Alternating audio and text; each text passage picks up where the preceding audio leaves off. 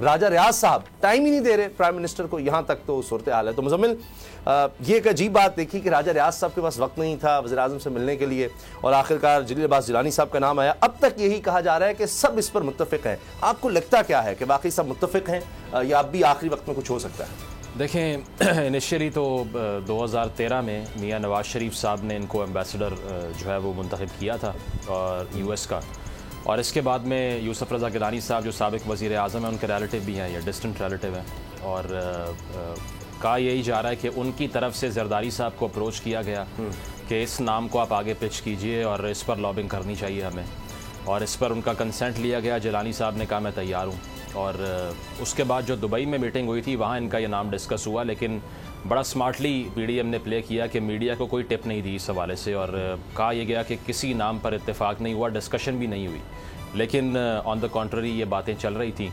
اس کے بعد اگر دیکھا جائے تو 2018 کے الیکشن میں آپ کو یاد ہوگا نگران وزیر اعظم کے لیے 2 نام دیے پیپلز پارٹی نے, ذکا اشرف صاحب کا اور جیلانی صاحب کا. تو 2018 میں بھی یہی کینڈیڈیٹ تھے پیپلز پارٹی کے, اور اب جو 2023 کے بعد 2024 میں ویسے کہنا چاہیے انتخابات ہوں گے, تو اس میں بھی پیپلز پارٹی نے ان انتخابات کے لیے بھی وہی نام دوبارہ سے پچ کیا ہے. تو زیادہ اس میں جو انسسٹنس ہے وہ تو پیپلز پارٹی کی لگتی ہے, کیونکہ جو رشتہ داری کا معاملہ آپ کو میں نے بتایا ہے, یا اس کے علاوہ جو 2018 کا ریکارڈ کہتا ہے وہ یہ واضح کرتا ہے. لیکن نواز شریف صاحب کو بھی یہ نام اس لیے قبول ہو سکتا ہے بیکاز ہی ٹرسٹڈ ہم, اسی لیے ان کو ایمبیسڈر بنایا سیکٹری سے. اور ساتھ ساتھ یہ کہ میٹنگز کے حوالے سے جو آپ نے بات کی بالکل اس وقت تک چل رہی ہیں جب ہم بات کر رہے ہیں. آج رات کو بھی ایک اور اہم میٹنگ ہونی ہے, اور اسلام آباد کے بہت سے وزراء کو جب میں نے کچھ لوگوں سے پوچھا کہ وہ کیا کہہ رہے ہیں, تو انہوں نے یہ بتایا کہ کوئی ایک بھی جواب نہیں مل رہا اس پوائنٹ تک جب اسمبلی تحلیل ہو رہی ہے. اور جو آپ نے راجہ ریاض صاحب کی بات کی ہے کہ وہ مل نہیں رہے, تو وہ صرف مصروفیت نہیں ہے, پریشر بھی ہے ان کے اوپر, اور جو نون لیگ کے ٹکٹ پر الیکشن لڑنے کی ہم بات کرتے تھے ویسا نہیں ہونے والا. اب میں سمجھ یہی آتی ہے کہ راجہ صاحب آپ کو نظر آئیں گے آزاد امیدوار کے طور پہ اگلے الیکشن میں لڑتے ہوئے, اور شاید ان کے جو ہے وہ حلقے کے اندر کوئی امیدوار ان کا مقابلہ کرنے کے لیے موجود ہی نہ ہو.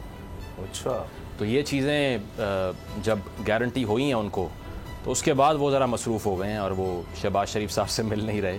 اب اس سے زیادہ میں کچھ کہہ نہیں سکتا, لیکن یہ جو میٹنگز اب تک چل رہی ہیں اس میں زیادہ کچھ مشاورت سے زیادہ کیا کہنا چاہیے, درخواستیں کی جا رہی ہیں. ایک طرف سے درخواستیں ہوں گی, ایک طرف سے درخواستیں ہیں, اور دوسری طرف سے یہ ہے کہ دیکھ لیں گے. تو یہ مشاورت کا عمل نہیں ہے, اور اس میں ایون رانا ثناء اللہ صاحب کے لیول کے جو منسٹرز ہیں اس وقت گورنمنٹ کے اندر, ان کو بھی علم نہیں ہے کیا ہوگا. تو صرف اور صرف پورے ملک میں 3 شخصیات جانتی ہیں کہ نگران وزیر اعظم پہ کیا ڈیولپمنٹ ہے, اس کے علاوہ سب نوائز ہے, کسی کو کچھ نہیں پتا.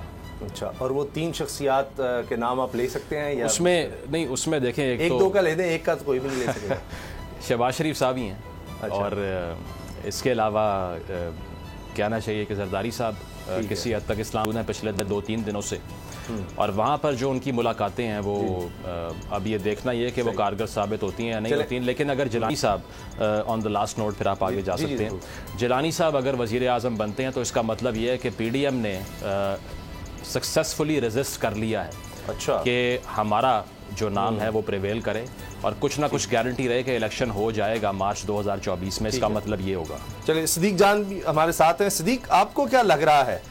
تیسرا نام میں نے جان بوجھ کر نہیں پوچھا, لیکن اصل بات وہی ہے کہ جو نام آئے گا وہی ہوگا. تو اب تک ایسا لگ رہا ہے کہ جلیل عباس جیلانی صاحب کا نام اس طرف سے نہیں ہے.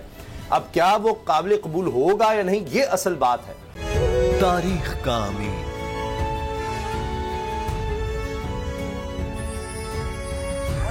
آزادی کی علامت,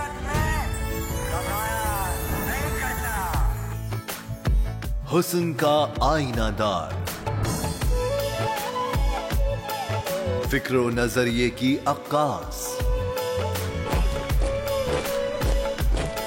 سرفرازی کا گواہ, یعنی ہم سب کا نگہبان پاکستان.